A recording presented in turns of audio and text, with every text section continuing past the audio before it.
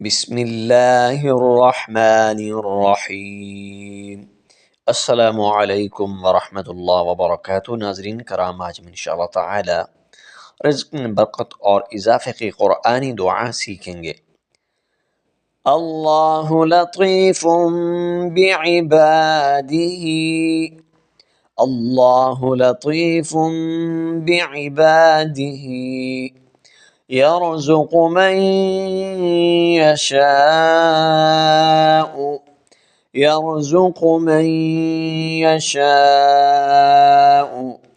الله لطيف بعباده يرزق من يشاء وهو القوي العزيز وهو القوي العزيز الله لطيف بعباده يرزق من يشاء وهو القوي العزيز.